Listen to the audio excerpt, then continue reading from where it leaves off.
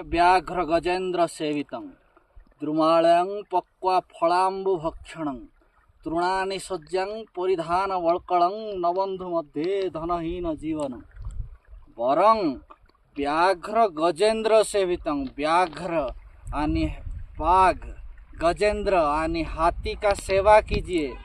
द्रुमालयं पक्वा फलाम्बु भक्षणं, द्रुमालय अर्थात पर्वत, पक्वा पका हुआ फल खाके आपका जीवन गुजारिए।